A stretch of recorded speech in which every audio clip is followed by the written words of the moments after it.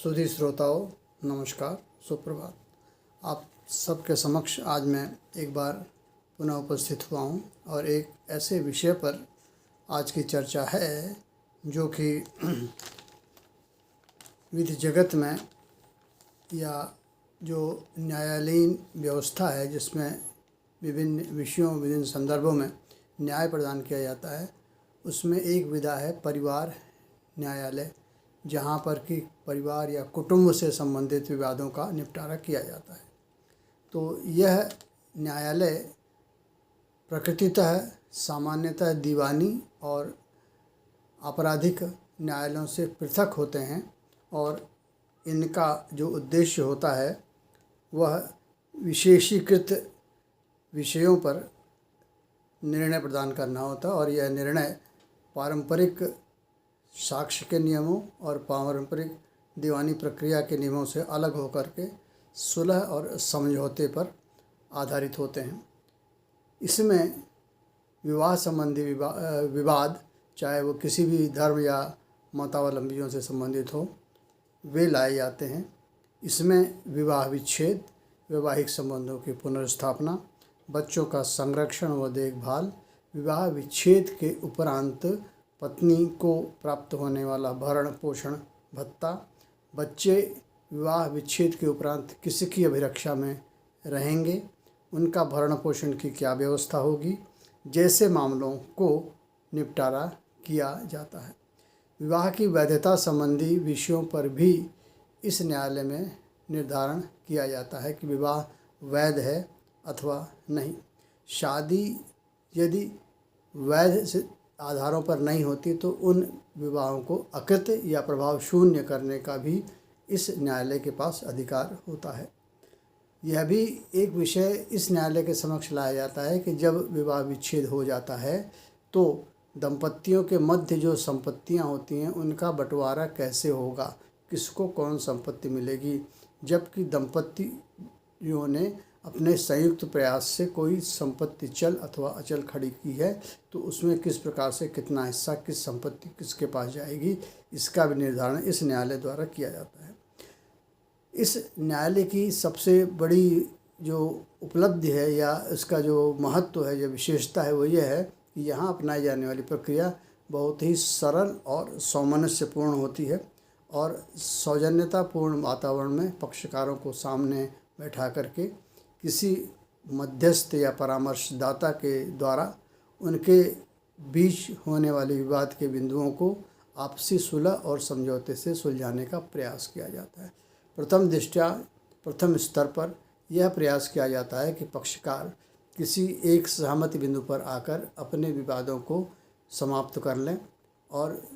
शांतिपूर्वक सामंजस्यता से उस विवाद का हल निकालकर उसे स्वीकृति प्रदान करें। जैसा कि मैंने पहले ही कहा कि इन न्यायालयों में जो परिवार न्यायालय या कुटुंब न्यायालय होते हैं, इसमें विवाह से संबंधित मामले लाए जाते हैं। अतः विवाह में जब तल्खी होती है, जो कड़वापन आता है, तो उसमें आरोप और प्रत्यारोप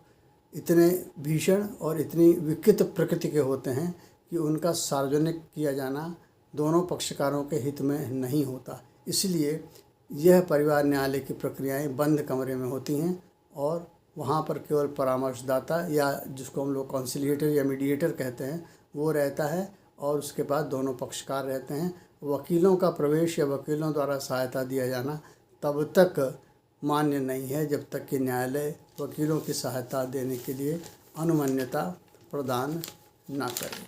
अब यहाँ पर यह भी ध्यान देने योग्य बात है कि इन कोर्ट्स को स्थापित करने के पीछे उद्देश्य क्या था। तो इस कोर्ट को स्थापित करने के पहले राज्य सरकारों को यह कहा गया कि प्रत्येक ज़िले में जिनकी संख्या 10 लाख या जैसी आवश्यकता हो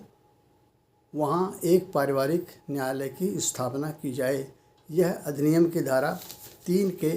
अधीन किया जाता है। यह अधिनियम 1984 में लोकसभा द्वारा पारित किया गया था। तो इसकी धारा 3 यह प्रत्येक ज़िले में एक निश्चित जनसंख्या या आवश्यकता के अनुसार पारिवारिक न्यायालय स्थापना करने की बात करती है। जब किसी न्यायालय किसी ज़िले में जिसका कि एक भौगोलिक क्षेत्राधिकार होता है, उसमें एक परिवार न्यायालय की स्थापना हो जाती है, तो सामान्य दीवानी न्यायालयों में चलने वाले पारिवारिक विवाद सब इसी पारिवारिक न्यायालय में अंतरित हो जाते हैं और भविष्य में होने वाले कोई भी पारिवारिक विवाद अब सामान्य दीवानी न्यायालय में न जा कर के इन्हीं पारिवारिक न्यायालयों में आते हैं और इन्हीं के क्षेत्राधिकार के अंतर्गत माने जाते हैं और यहाँ मामलों का निपटारा परामर्श, सुलह और समझौते के आधार पर किए जाने की व्यवस्था होती है। इसका प्रावधान अधिनियम की धारा 7, 8 एवं 9 में विशद रूप से किया गया है। जो मामले परिवार न्यायालय के क्षेत्राधिकार में आते हैं, वहाँ किसी अधिवक्ता का विधिक प्रतिनिधित्व करने का अधिकार नहीं होता, जैसा कि मैंने पहले बताया।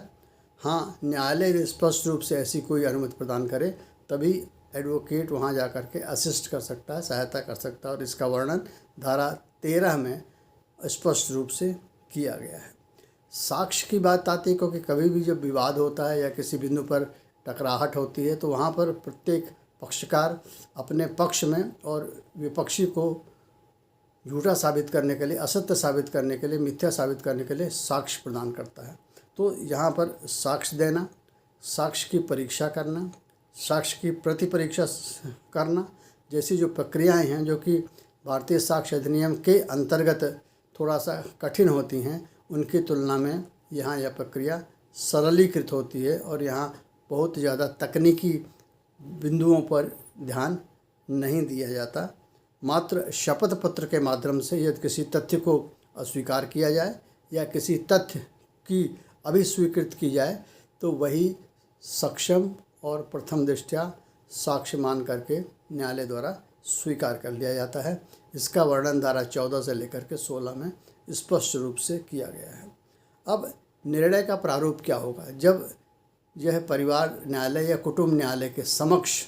कोई मामला निर्णय के लिए लाया जाता है तो निर्णय का प्रारूप क्या होगा, इसके बारे में भी बताया गया है, जो कि धारा 17 और 18 में अंकित है और जो कहता है कि निर्णय संक्षेप में मामले के तथ्यों का वर्णन करते हुए तार्किक आधार पर, जिसको रीजन्ड डिसीजन कहते हैं, तार्किक आधार पर दिया जाएगा और उसे लिपिबद्ध भी किया जाएगा और क्रियान्वयन की क्या रीति होगी इसका भी वहाँ पर वर्णन होगा। अब यहाँ पर एक प्रश्न दिमाग में आता है कि क्या जब परिवार न्यायालय या कुटुंब न्यायालय इस प्रकार का कोई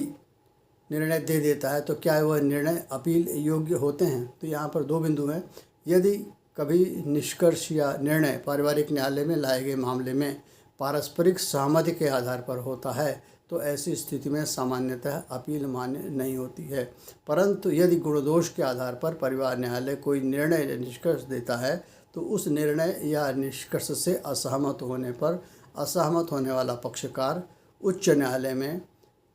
खंडपीठ के समक्ष ऐसे आदेश की अपील कर सकता है और इसका वर्णन अनुच्छेद 19 में किया गया है। यहाँ यह उल्लेखनीय है कि जब कभी न्यायालय के समक्ष यानी परिवार या कुटुंब न्यायालय के समक्ष कोई प्रक्रिया चल रही होती है और उस स्थिति में कोई आदेश मामले के लंबित रहते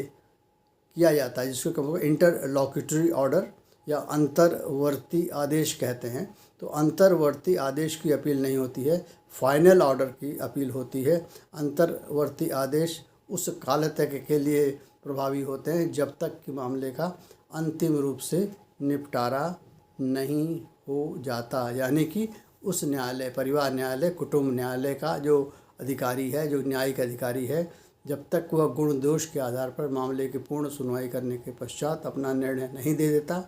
तब तक उस निर्णय के विरुद्ध खंडपीठ में हाई कोर्ट के अपील मान्य नहीं होती है। अब यहाँ पर एक बात और दिमाग में आएगी कि क्या ऐसे जो पारिवारिक न्यायालय होते हैं या कुटुंब न्यायालय होते हैं उसमें न्यायाधीश की भूमिका कौन निभाएगा? तो धारा 4 इस अधिनियम की यह बताती है कि किस प्रकार से कुटुंब न्यायालयों में न्यायाधीशों की नियुक्ति होगी। तो न्यायाधीशों की नियुक्ति करेगा उस राज्य की सरकार जो कि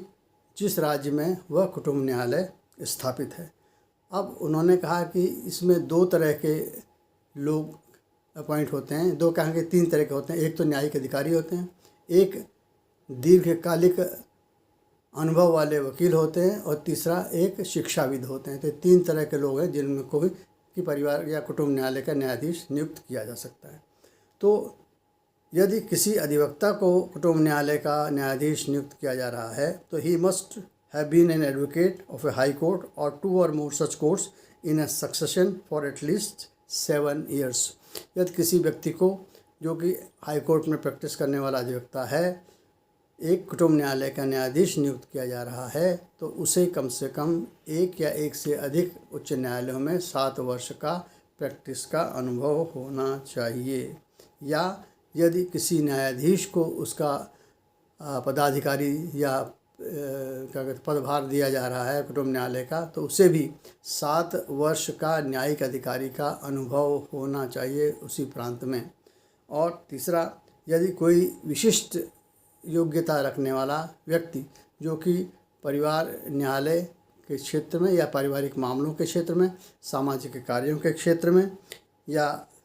इसी प्रकार की अन्य और कोई विशेष योग्यता रखता है, जैसे कि वह विधि स्नातक हो, विधि परास्नातक हो और वह शोधकर्ता हो और उसने सामाजिक कार्यों में अपना योगदान दिया हो, तो उसे भी पारिवारिक या कुटुंब न्यायालय का न्यायाधीश नियुक्त किया जा सकता है। अब यहाँ पर एक बात और आती है कि कौन नियुक्त किया जाएगा, इसकी बात तो हो गई, लेकिन किसे नियुक्त नहीं किया जा सकता, जिसको हम लोग कहते हैं डिसक्वालिफिकेशन, अनर्हता, तो इसके बारे में भी बात कर लेते हैं। तो कौन न्यायाधीश परिवार न्यायालय का नहीं हो सकता? तो ऐसा कोई भी व्यक्ति जो कि 62 साल की उम्र पूर्ण कर चुका हो, यानी कि वह ऊपर के तीनों क्राइटेरियन जो हैं, जो गुणवत्ता है या उनके अर्हता आधार हैं, उनको तो पूरी करता हो, परंतु उसकी उम्र 62 वर्ष से कम होनी चाहिए। 62 वर्ष तक ही वह पदभार कुटुंब न्यायालय के न्यायाधिकारी का संभाल सकता है, उसके पश्चात वह नहीं संभाल सकता पदभार। अब इसके बाद क्या है, यदि किसी परिवार न्यायालय में किसी न्यायाधीश की नियुक्ति की जाने पर तो वहाँ पर महिला व्यक्ति को वरीयता दी जाएगी, ऐसा कहा गया है। अब बात आती है कि किस प्रकार से परिवार न्यायालय में वाद को संस्थित किया जाएगा, इसके बारे में भी। तो सबसे पहले सीपीसी में ज्यूरिसडिक्शन डिसाइड होता है, तो ज्यूरिसडिक्शन उसी तरह, माने क्षेत्राधिकार उसी तरह डिसाइड होता है, जिसको हम लोग कहते हैं भौगोलिक क्षेत्राधिकार, territorial jurisdiction of a family court. तो कोई भी व्यक्ति जो परिवार न्यायालय में अपना वाद लाना चाहता है और वह विवाह से संबंधित ही विवाद होगा, इसलिए दोनों पक्षकारों में से कोई एक जहाँ निवास कर रहा हो, पहली बात, या वादी जहाँ निवास कर रहा हो या प्रतिवादी जहाँ निवास कर रहा हो वह, या जहाँ पर विवाह हुआ हो, तो ये हो सकता है वादी का निवास स्थान, प्रतिवादी का निवास स्थान, या जहाँ पर विवाह संपन्न हुआ हो वह स्थान। एक ऐसा स्थान है जहाँ का परिवार न्यायालय उस जोड़े युगल दंपति के बीच में हुए विवाद के लिए निपटान हेतु एक भौगोलिक क्षेत्राधिकार का न्यायालय माना जाएगा। अब फिर क्या है, आपको शपथ पत्र के माध्यम से जो दावे आप कर रहे हैं उसकी पुष्टि करने के लिए तथ्य और साक्ष्य प्रस्तुत करने पड़ेंगे, यानी कि विवाह के संबंध में साक्ष्य, बच्चों के संबंध में साक्ष्य, विवाह में आपकी कटुता आ गई है और आप या तो विवाह विच्छेद चाहते हैं या विवाह हो गया है, पत्नी साथ नहीं रह रही, तो आप वैवाहिक अधिकारों की पुनर्स्थापना चाहते हैं, तो उनके संबंध में आपको साक्ष्य देने पड़ेंगे। कहने का अर्थ है, जो आप पीड़ा लेकर के कुटुंब न्यायालय के समक्ष आए हैं, उन पीड़ा के संबंध में आपको साक्ष्य देने पड़ेंगे, और साक्ष्य प्रस्तुत करने के उपरांत ही, जो कि शपथ पत्र के रूप में होगा या सहायक साक्ष्य के रूप में होगा, प्रस्तुत किए जाने पर फिर वह न्यायालय प्रतिपक्षी को सम्मन इशू करता है और उसे सूचित करता है कि आपके विरुद्ध इस प्रकार की शिकायत न्यायालय में आई है, इस प्रकार का वाद संस्थित किया गया है, आप अपना पक्ष रखने के लिए अमुक स्थल और अमुक तिथि को व्यक्तिगत रूप से उपस्थित हों। यदि हो गया तो ये हो गया नेचुरल जस्टिस का पालन, यानी बिना प्रतिपक्षी को सुने कोई भी निर्णय न दिया जाए। ऑडी अल्टरम पार्टम जो है बिना प्रतिपक्षी को सुने कोई भी निर्णय न देना या प्रतिपक्षी की सुनो। अब प्रतिपक्षी और पक्षकार दोनों के मध्य उपजे विवाद पर निष्कर्ष पर पहुंचने से पूर्व जो उस न्यायालय के परामर्शदात्री या समझौता कारक होते हैं, माने कॉन्सिलिएटर, और जो वहाँ पर आपको समझाने और सुलह समझौता कराने वाले लोग होते हैं, वे वहाँ पर बैठ करके आपको समझाते हैं कि आप अपने विवाद का निपटारा पारस्परिक रूप से बैठ करके अपनी गलतफहमियों को दूर कर लीजिए, अपने गिले शिकवे शिकायत कह सुन लीजिए। आपके मन में किसी बिंदु पर कोई भ्रम है तो उसका स्पष्टीकरण प्राप्त कर लीजिए और कोशिश कीजिए कि विवाह को बचाया जा सके और परिस्थितियों को सामान्य करके आप लोगों के मध्य के संबंध को पुनर्स्थापित किया जा सके और विवाद को समाप्त किया जा सके। यदि इतना सलाह देने के पश्चात, परामर्श देने के पश्चात भी पक्षकार एडमेंट रहते हैं, अपनी जिद पर अड़े रहते हैं कि नहीं,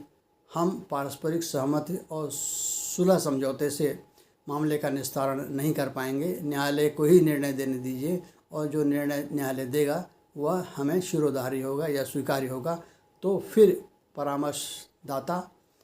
कंसिलिएटर, मीडिएटर न्यायालय के समक्ष उस मामले को अग्रेषित कर देता है, माने फॉरवर्ड कर देता है कि साहब पक्षकार किसी भी तरह से समझाने बुझाने में नहीं आ रहे हैं और वे चाहते हैं कि न्यायालय द्वारा ही इस मामले का निस्तारण किया जाए। तो न्यायालय फिर तथ्यों के गुण दोष और साक्ष्यों के आधार पर अपने तर्क बुद्धि को लगा करके एक तर्कयुक्त निर्णय देते हुए मामले का निस्तारण कर देता है और यह निर्णय लिपिबद्ध होता है और उसमें दिए गए निर्णय को किस प्रकार से प्रभावी किया जाएगा, उसकी प्रक्रियात्मक एप्लीकेशन क्या होगी, किस प्रकार से उसे इम्प्लीमेंट किया जाएगा, इसका भी उसमें उल्लेख किया जाता है। अब यहाँ पर एक प्रश्न मन में आता है कि क्या पारिवारिक न्यायालयों के द्वारा दिए गए अनुतोष प्राप्त हो जाने पर पक्षकार क्या फिर अन्य किसी दीवानी रीति से अनुतोष पाने, जिसमें कि मुख्य रूप से भरण पोषण का मामला होता है, के लिए अपना पक्ष किसी अन्य न्यायालय में जो दीवानी प्रकृति का हो या दीवानी प्रकृति की कोई रेमेडी प्रदान करता हो, उसका लाभ ले सकते हैं? तो यह स्पष्ट रूप से कहा गया है कि दीवानी प्रक्रिया संहिता की धारा 125 या BNSS की धारा 144 के अधीन जो भरण पोषण के लिए अनुतोष प्रदान करने के लिए अनुतोष प्रदान करने के लिए प्रावधान किए गए हैं, उनका प्रयोग दीवानी पारिवारिक न्यायालय के दिए हुए अनुतोष या आदेश के अतिरिक्त किया जा सकता है। इसके अतिरिक्त अन्य किसी माध्यम से यदि भरण पोषण की कोई सुविधा उपलब्ध है तो उनका भी प्रयोग किया जा सकता है, परंतु मात्र सीमा यह है कि जितना मूल रूप से भरण पोषण की धनराशि मांगा गया है या मांगी गई है, उस सीमा से अधिक सकल भरण पोषण विभिन्न स्रोतों से जो प्रदान किया जाए उस सीमा में ही होना चाहिए। उदाहरण के लिए मान लीजिए किसी व्यक्ति ने विवाह विच्छेद के उपरांत भरण पोषण के लिए 10,000 रुपये प्रतिमाह का भरण पोषण की मांग की। परिवार न्यायालय ने उसे 5,000 रुपये अनुमान्यता प्रदान करके उसके पक्ष में निर्णय दे दिया। तो अब रह गया जो शेष 5,000 रुपया बचता है, उस 5,000 रुपये के लिए वह CRPC 125 या BNSS 144 के अंदर जा सकता है या अन्य किसी जगह जहां पर अनुतोष प्राप्त होने की व्यवस्था है वहां जा सकता है। और यह CRPC 125 या BNSS 144 प्लस वह अन्य स्थल दोनों मिला करके शेष 5,000 से अनधिक कोई भी धनराशि ही स्वीकृत करेंगे, ताकि वह 5,000 परिवार न्यायालय द्वारा दिया गया अनुतोष भरण पोषण के रूप में और शेष दोनों व्यवस्थाओं से प्राप्त अनुतोष का योग मूल रूप से मांगे गए 10,000 रुपये से अधिक न हो जाए। यह देखना बहुत ही आवश्यक होता है। यहाँ पर मैं यह बता देता हूँ कि आपके दिमाग में आएगा कि कहाँ और आता है। तो इस CRPC 125 BNSS 144 और हिंदू मैरिज एक्ट की धारा 24 में भी मेंटेनेंस की व्यवस्था की गई है। तो कहने के यदि कोई हिंदू व्यक्ति है और वह विवाह विच्छेद के उपरांत भरण पोषण की बात करता है तो परिवार न्यायालय से मांग सकता है, नंबर 1। दूसरा CRPC 125 या BNSS 144 के अंदर मांग सकता है। Number 2। Number 3, Hindu marriage act की धारा 24 के अंतर्गत भी वह भरण पोषण की मांग कर सकता है। तो ऐसी स्थिति में यह बहुत ही ध्यान देने योग्य बात है कि परिवार न्यायालय द्वारा दिया गया कोई भी आदेश शेष अन्य जगहों से दिए हुए आदेशों के साथ विपरीतता नहीं रखता, वह उसके साथ सामंजस्य ही बैठाता है। परंतु जो मैंने आपको सीमा बताई, उसी सीमा में रहकर उसे भरण पोषण की मांग करनी होगी और संबंधित फोरम उसी सीमा में रह कर के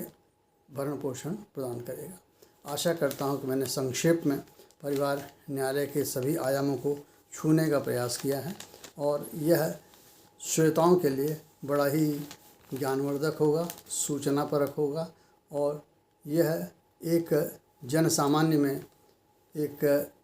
यह तथ्य प्रेषित करेगा कि किस प्रकार से परिवार न्यायालय किन क्षेत्रों में कार्य करते हैं और किस प्रकार के मामले उनके समक्ष जाते हैं और किस प्रकार से वहाँ निर्णय प्रदान किए जाते हैं, अपील की क्या व्यवस्था है, इत्यादि इत्यादि। तो आशा करता हूँ यह आपको पॉडकास्ट जो है, जो मेरी चर्चा है, यह पसंद आई होगी, रुचिकर लगी होगी और ज्ञानवर्धक भी लगी होगी। कृपया मेरे channel Pandey S Arvind public को आप सब्सक्राइब कीजिएगा, लाइक कीजिएगा और शेयर भी कीजिएगा। मैं doctor professor S Arvind Pandey अब आपसे विदा लेता हूं और आपको यह विश्वास दिलाता हूं कि यदि आप अपने कमेंट्स मुझे लिख के भेजेंगे तो मैं अपने channel Pandey S Arvind public पर आगामी समय में बनाए जाने वाले पॉडकास्ट में उन सभी सुझावों का ध्यान रखूंगा और उन्हें समावेशित करूंगा ताकि वे आपकी अपेक्षा के अनुसार रुचिकर और सूचनापरक हो सकें। सुनने के लिए धन्यवाद। एक बार पुनः आपसे करबद्ध प्रार्थना है कि इसको आप शेयर कीजिएगा, सब्सक्राइब कीजिएगा और फॉरवर्ड कीजिएगा। नमस्कार।